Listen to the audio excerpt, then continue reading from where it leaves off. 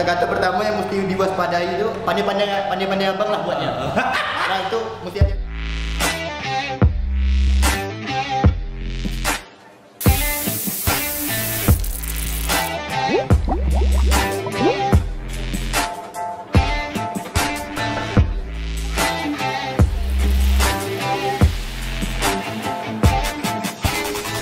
Ya, ketemu lagi bersama saya Reza Gustian pastinya di Kopi Bos. Wes. Nah, ini seperti biasanya kita akan ngobrol-ngobrol sih tempatnya dengan beberapa kawan-kawan dan juga pastinya kalau bisa dibilang bintang tamu masih di Kopi Bos M Soho. Kita akan menggali sekali lagi nih informasi dari bintang tamu kita dan pastinya harus menginformasi yang bisa dibagi sama kawan-kawan semua yang ada di rumah. Nah, kali ini ada Maulana. Nih kawan saya ini udah cukup lama juga karena Maulana udah sempat kerja bareng kita mau ya.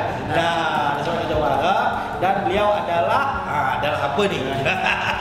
Oke, sekarang silakan. Oke. Ini dulu. Assalamualaikum. Waalaikumsalam. Nama saya Maulana. Panjangnya Muhammad Maulana Iksan. Tapi di berbagai tempat saya banyak panggilannya. Jadi untuk kawan-kawan panggil yang mau. Panggil yang itu panggilan standar biasanya. Ya. Nah, kegiatan sehari-hari apa nih Bang? Kakak? Kalau untuk sekarang saya kebetulan kan kerja di percetakan. Untuk job desk yang saya pegang sekarang itu graphic designer. Bagian ngedesain spanduk, terus banner. Pokoknya media-media desain lah. Benar sekali. Nah, jadi kita akan membahas sudut pandang dari seorang graphic designer. Siap. Mau, ini kan kau kan udah berkecimpung cukup lama nih, udah berapa juga biasanya aku minta desain kan kayak poster dan sebagainya kan dulu kan.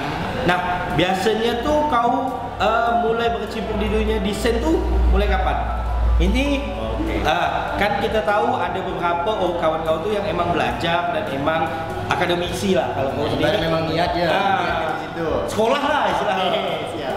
Kalau kau mulainya kapan dan gimana ceritanya? Kalau mulai mungkin cukup lama ya Bang Eja ya, tapi kalau misal kita ngitung kayak kapan mulai diseriuskan, itu bisa dibilang November tahun lalu. November tahun lalu. Benar diseriuskan, karena pun sesuai dengan keperluan kerja hari-hari ya.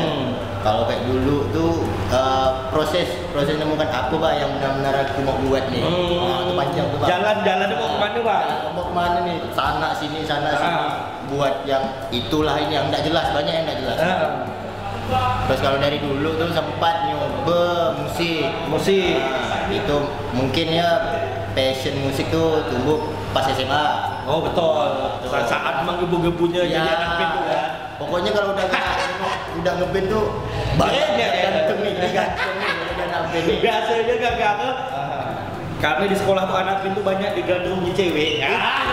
Itu kalian misalnya itu betul sekali. Sekali nyoba tak ada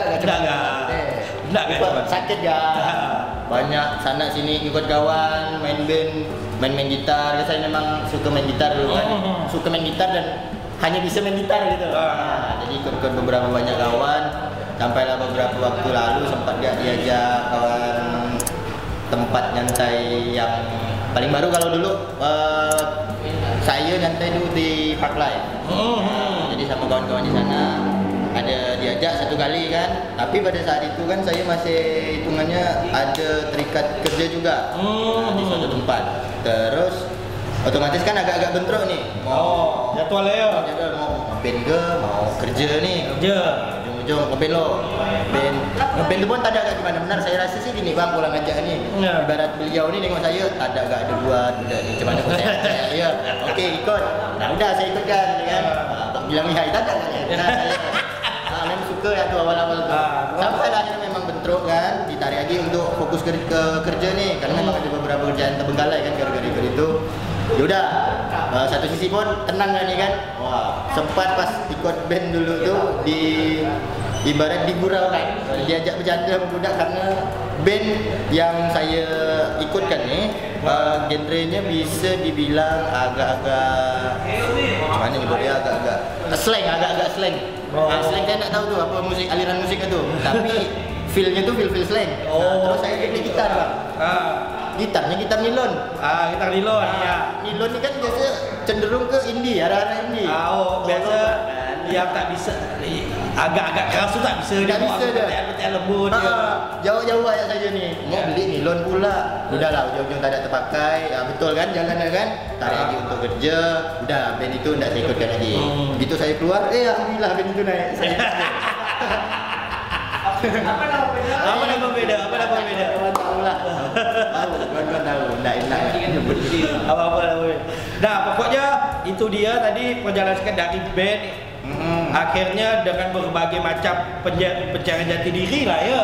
Sekarang akhirnya jadi graphic designer. Nah, kendala dari graphic designer sendiri ini kan karena kerja di suatu tempat nih. Karena ada beberapa kawan-kawan graphic designer yang freelance. Kalau kerja di suatu tempat tuh terikatnya kayak gimana sih? Kalau terikat kita standar kayak jam kerja di tempat orang gitu. Misalnya jam masuk jam 9 pagi, balik jam 5 sore. Orang kan memang standar 8 jam kan.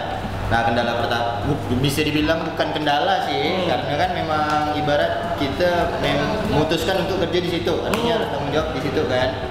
Kalau memang menyebut kendala yang sebenarnya kalau kita lihat dengan kawan-kawan desainer yang freelance, mereka kan biasa cenderungnya nih sangat ekspresif dan terus mengedepankan idealisme mereka dalam pembuatan sebuah desain. Sementara kalau kita kerja di suatu tempat tuh kita nggak bisa kayak gitu, Bang.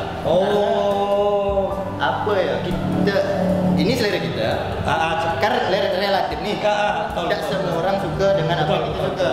Nah, kadang itu kendalanya yang memang agak bikin pengen marah dia klien dia marah. Maksud kita pengen ngedukasi gitu, Bang. Ibarat udah kita udah Bang buatkan saya desain yang kayak gini nih. Kata-kata pertama yang mesti diwaspadai itu pandai-pandai abang lah buatnya. Nah, itu mesti hati-hati tuh. Nanti kita pandai buatnya dah selesai. Itu. Nanti buat gitu. Dan ini kan Bang pandai-pandai lah buat mungkin referensinya kayak gini, Bang. Oke, sini. Ikut kalah ya. Ikutkan dulu nih kan. Moodnya nih mungkin yang agak modern, terus warnanya enggak usah banyak benar. Udah buatkan nih. Udah jadi sip. Oke, tengok kan. Nah, klien ini punya mantra lain nggak, Bang? Dia gini, Bang, kayaknya ada yang kurang lah. Nah, itu warning selanjutnya tuh. Ada yang kurang lah. Apa tuh, Bang? Ini, Bang. 1 kali ini kekurangan kita betulkan. 2 kali, 3 kali, 4 kali. Rupanya rombak habis. Bisa rombak habis. Dia tuh sikit lihat itu. Pasti udah sering ketemu klien yang minta misal cetakan baleho dia pakai. Bang, abang ambil foto di HP kan? Nah, tuh, itu tuh. Sakit itu tuh, Bang. Entah HP di apa nih. Kan kita kan mau maksimal ya. Kan maksimal karena kita kerja ibarat beliau nih klien kita hormat. Karena kita dapat bayarannya kan dari beliau. Pengen maksimal, kita minta, Bang, boleh enggak minta foto kalau bisa yang resolusinya tinggi. Alah, cuman nih, ini mau cepat nih. Nah, aku ambil pakai foto ini ya. Terus dia kirim jebret dia lewat WhatsApp. Pertama, foto yang asli diambil belum tentu pakai kamera yang resolusi tinggi. Kedua, dia kirim pakai WhatsApp. Otomatis terkompres lagi. Kalau mau dicetakkan baliho itu kan pecah-pecah. Kalau misalnya lantang masih enak, nge-crop ini ada yang dipasang lah di foto. Itu tuh, Bang. Unik. Kita banyak unik di sini. Itulah ya kendala-kendala ya. Bagi kalau misalnya kerja di percetakan gitu kan emang orang datang kan pengen jadi langsung biasa tuh. Gitu gak dia nak desain, gitu gak dia nak jadi. Betul. Nah, kalau misal untuk menghalangi kendala-kendala itu misalnya ada SOP dari tempat kerja untuk misal minta desain kan berapa hari baru jadi dan sebagainya. Kalau kita dari kantor sendiri itu enggak pernah netapkan tuh, Bang. Balik lagi ke si desainernya. Pandai-pandai si desainer komunikasi sama si klien. Kalau misal kayak gitu tuh saya nyebut itu klien sangkuriang, Bang. Dia hari itu gak mau desain, hari itu gak mau jadi. Jadi saya nyebutnya mereka sangkuriang. Dan kalau kita lihat dari sangkuriang ini kan jadi sih, tapi tetap ada yang kurang. Nah, kendalanya jangan sampai marah kalau ada yang kurang. Tapi udah kita kasih warning dulu di awal. Nah, kalau ada ini mau cepat jadi kemungkinan ada yang miss. Betul. Yang paling epic lah nih, yang paling epic sekali tiba-tiba dia datang dia minta desain kan apa? Oke. Itu pas Natal kemarin. Itu dia minta desain spanduk yang ukurannya kurang lebih 5x10 kalau saya tidak salah ingat. 5x10 meter untuk dibawa ke Sanggau. Nah, begitu beliau datang, tiba-tiba muncul ikan set ala-ala ninja di samping jepret. Bang, desainkan bang. Oke, desain apa nih bang? Spanduk. Oke, kasihkan dulu. Nah, biasa klien yang kayak gini nih tipikal klien guru pengawas bang. Dia standby samping kita nih. Pantau nih terus. Udah jadi set. Oke bang, ini gimana? Tunggu bang, satu lagi. Dia ngirimkan foto si objek baru yang mau di crop fotonya. Kirimkan sama kayak tadi tuh bolanya tuh bang, yang foto yang pecah-pecah. Udah ditanya, nggak apa-apa ke bang, nggak apa-apa bang. Udah kita crop set. Satu. Oke sih. Udah selesai jadi satu, nggak ada revisi lagi bang, nggak ada. Tenang lah saya kan. Pokoknya bang belum bang, masih ada 5 butir lagi nih. Ya astagfirullahaladzim. Desainnya sama nggak bang? Beda bang. Waduh. Minta desainnya hari itu jadi semua kan bang? Nah, total 5 baliho, 3 baliho punya desain spanduk yang kurang lebih sama, tidak terlalu berbeda. Yang 2 ini memang beda sekali dan semuanya konstan warna merah. Saya ngerjakan dari jam 2 siang sampai jam 5 sore, selesai rasa mabuk mandang warna merah. Benar. Nah, ini kadang-kadang yang menjadi keheranan kita, generasi kita lah ya, generasi kita, karena banyak generasi di atas kita tuh yang untuk desain tuh monoton tuh, pokok warna harus ini harus ada foto, harus ada ininya. Nah, apalah yang salah dari generasi atas kita masalah desain dulu ya? Oke. Kalau kayak gitu mungkin lebih ke selera bang ya. Kalau kita lihat lagi jauh lebih mendasar tentang desain, sebenarnya desain ini kan komunikasi. Pandai-pandai kita mengkomunikasikan sebuah ide. Kalau dengan template yang mereka sediakan, yaitu tadi harus ada foto, terus ada warna yang mencolok, sama ada nama. Bagi saya justru itu sebenarnya udah cukup mengkategorikan itu kategori sebuah desain. Desain informasi ya. Karena udah tepat, dia mau nyampaikan sebuah informasi nih, sampai informasinya. Ada kata kalau misalnya kayak dia paling umum nih dalam kampanye bang ya. Kalau misalnya lagi kampanye, mereka desainkan baliho itu kan wajib ada calon-calonnya. Dan memang harus foto-foto calon ada. Karena kalau tulis nama, pertanyaannya siapa yang tahu bapak? Tapi kan ada beberapa nih kalau untuk kampanye itu kan ada beberapa kayak contohnya calon DPRD kota, DPRD provinsi dan sebagainya tuh. Itu kan surat suara tak ada foto tuh. Kau apa foto kau sama-sama nanti kau bingung. Iya. Mana kau ni? Kata di kita surat suara kalau tak ada foto tak ada. Nah balik lagi si desainer nih seharusnya pada posisi itu ngedukasi, at least cari tahu kenapa si bapak ataupun si ibu ini senang dengan gaya kayak gitu. Nah, kalau udah kita dapat daungan gelik nih, kan nyaman mau maniskan ini deh. Dimaniskan oleh akhirnya kan proses udah terjadi brainstorming, dua pihak sama-sama enak. Betul. Pernah ya? Kalau aku pribadi itu aku pernah dapat dia harus foto pakai jas. Pak foto lah di studio pakai jas. Tak ada, tadi lama, saya perlu cepat ni. Jadi ujung-ujungnya foto kayak lah pala.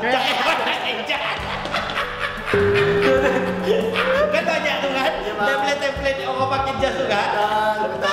Betul. Lepaskan kepala. Iya.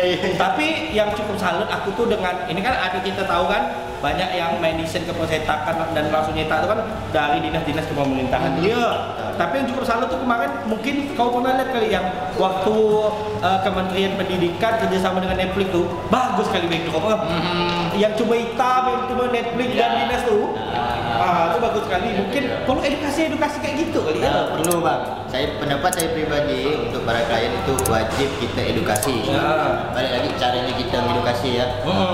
Kalau cara kita enak, kalau mau cara enak minimal mau ya lah dengar klien tuh apa bah mau dia sebenarnya. Kadang kita kan kalau belum kliennya habis ngomong kita udah kayak sok-sokan tahu apa jalan pemikiran dia. Kan kita bukan Tuhan nih ya, semua kan. At least nanya dulu, komunikasi, karena proses terjadi keenakan itu tuh kan dalam komunikasi semasa brainstorming itu bang. Jadi gitu. Nah, aku yakin di tempat kau kerja percetakannya tinta yang paling tepat apa sih tinta merah. Apalagi masuk bulan Agustus. Betul bang, betul. Iya, benar sekali tinta merah. tinta merah dan sebagainya kan, itu pasti itu. Nah, kalau untuk kau sendiri kan tadi kan kita udah ngomongkan kita menekankan ego kita dan idealis kita dengan klien. Nah, kalau kau sendiri lebih ke mana kalau untuk desain? Kan ada kawan-kawan yang graphic design itu emang lebih ke misalnya foto yang dijadikan bahan media atau buat karakter, kartun dan sebagainya. Kalau kau? Oke, kita yang tadi itu genrenya ilustrasi. Iya. Kalau saya mungkin kita bagi, kalau saya pribadi cara mainnya saya bagi dua tuh bang. Kapan harus menurunkan idealisme sendiri, kapan harus mengeluarkannya. Kalau ketemu desain, ketemu klien, saya menurunkan ego dulu. Serah aja lalu maunya apa. Ya. Nah di sisi lain kan kita punya banyak wadah nih kalau memang mau menyalurkan ide. Nah di Instagram ada, kalau mau website itu Behance ada, Dribble banyak macamnya. Nah disitulah seharusnya kayak si desainer nyalurkan desain-desain idealisme dia. Nah bukan berarti kayak satu orang desainer dengan kesehariannya bekerja di situ kita plek-plek kayak nggak punya seni dia nih, nggak ada kayak gitu. Kita nggak tahu dia nyalurkannya kemana. Betul. Karena medianya banyak dan sekarang nih mungkin dia di situ untuk kerja dan ngikuti peraturan begitu. Oke, nanti kita akan bahas lagi masalah desain grafis dengan Maulana. Jadi jangan kemana-mana dulu, tetap di Kopi Bos.